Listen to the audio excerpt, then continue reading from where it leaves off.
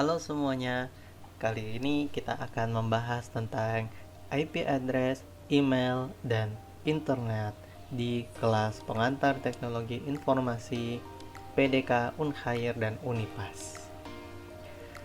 Materi pertama adalah tentang IP address. Kita akan mulai membahas terkait pengertiannya, kemudian pembagian jenisnya, dan lain-lain yang menjelaskan tentang IP address. Dimulai dari pengertian IP address.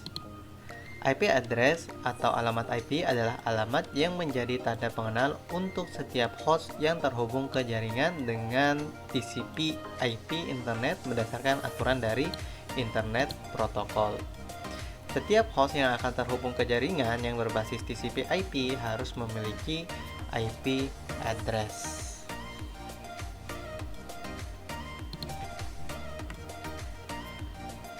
Format IP address yang versi 4 terdiri dari 32 bit, di mana 3 segmen pertama itu merupakan alamat jaringan dan segmen terakhir merupakan alamat host.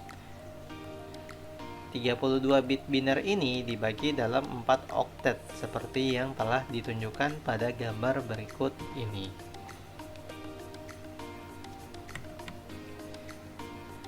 IP address kelas A adalah klasifikasi dari IP address yang pertama, di mana terdiri dari 32 bit biner, yang dimana bagian pertama adalah alamat jaringannya, dan tiga bagian yang lainnya merupakan alamat host, di mana range-nya adalah 1.0.0 sampai seperti yang dituliskan. Klasifikasi IP address yang kedua adalah IP address kelas B, ya, di mana dibagi menjadi 4 oktet, dan 2 oktet pertama itu adalah alamat jaringan dan 2 oktet terakhir adalah alamat host, di mana range-nya mulai dari 128.0.0 sampai sekian.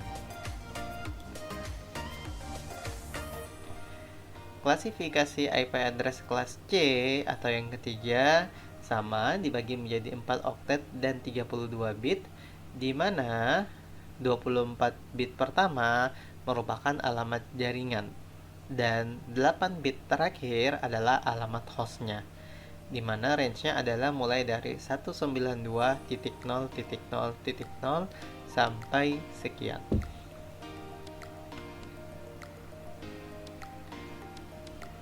Klasifikasi IP address yang selanjutnya adalah zona distribusi IP address kelas C atau yang sesuai dengan RFC 1519, di mana mulai dari 194.0.0.0 sampai 195.255.255 merupakan IP address untuk wilayah Eropa, kemudian Amerika Utara, Amerika Tengah dan Selatan, dan Asia dan Pasifik. Selanjutnya, klasifikasi IP address kelas D, di mana 4 bit pertama merupakan alamat hostnya dan 28 bit terakhirnya merupakan yang disebut sebagai alamat multicast, di mana pengiriman data sekaligus ke sejumlah besar jaringan penerima yang dilakukan oleh router multi-kelas khusus.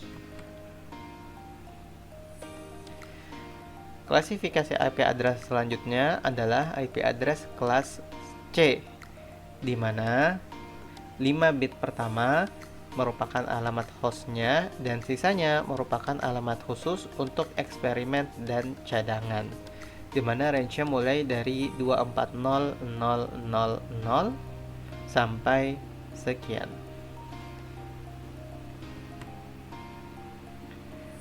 Nah, kategori IP address itu dibagi menjadi 4. Yang pertama adalah IP statik, yaitu IP yang secara permanen dimiliki oleh sebuah mesin.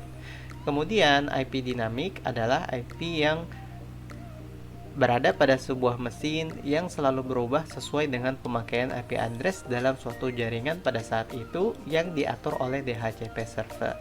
Kemudian ada IP private dan juga IP public.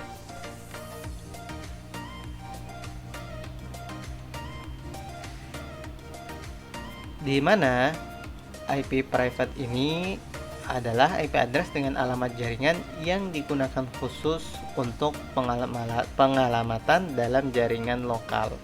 Contohnya adalah mulai dari yang diawali dengan 10.172.16, 192.168.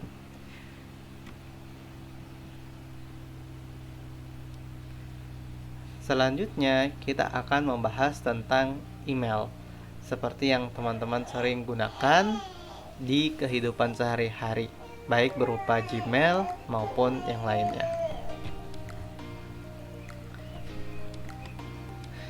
Email adalah sumber daya internet yang paling penting dan paling banyak dipakai saat ini, atau yang lebih kenal dengan sebutan email, atau dengan kata lainnya adalah surat elektronis. Dengan menggunakan email, setiap orang di internet dapat mentransmisikan suatu pesan teks ke siapapun yang ada di internet. Dan proses ini disebut dengan store and forward. Proses store and forward itu adalah proses penyampaian elektronik mail yang dapat dianalogikan dengan penyampaian surat oleh kantor pos dan giro. Alamat yang dituju harus ditentukan dan kemudian surat tadi diletakkan di kotak pos. Mail akan dikirim dengan menggunakan protokol-protokol tertentu. Ini dilakukan oleh Message Transfer Agent atau MTA. Selanjutnya kita akan membahas tentang internet yang seperti teman-teman juga sudah sering gunakan baik di HP, komputer, dan lain-lain. Internet merupakan jaringan fisik yang menghubungkan banyak komputer dan menggunakan protokol yang sama untuk berbagi informasi. Koneksi ditangani oleh protokol TCP/IP yang sudah kita bahas di awal tadi. Mensyaratkan adanya identitas unik berupa alamat IP. Kemudian nama domain digunakan untuk mempermudah mengingat alamat dari suatu komputer. Perkembangan internet dimulai dari tahun 70-an, jumlah ARPANET menjadi 2 kali lipat setiap tahunnya. Kemudian pada tahun 80-an, pemerintah Amerika Serikat mulai melibatkan diri lebih banyak pada pengembangan internet. Di tahun 90-an, internet kemudian menghubungkan semua kampus dan universitas di Amerika Serikat. Pada tahun 1992, kemudian muncul berbagai organisasi non-profit. Selanjutnya, kita membahas tentang World Wide Web, di mana ini merupakan kumpulan dokumen-dokumen yang terhubung yang disimpan di internet dan diakses dengan menggunakan protokol HTTP. Tim Berners-Lee dari CERN, mereka lah yang mendesain sistem HTML ini untuk menautkan dokumen melalui internet, sehingga bisa kita akses halaman web. HTTP atau Hypertext Transfer Protocol ini merupakan protokol utama dalam World Wide Web atau WWW. Dia akan mengatur format data dan pertukaran data antara server dengan klien. Secara default, dia akan menggunakan port 80. Makanya ketika kita melihat suatu website, kadang dimulai dengan HTTP.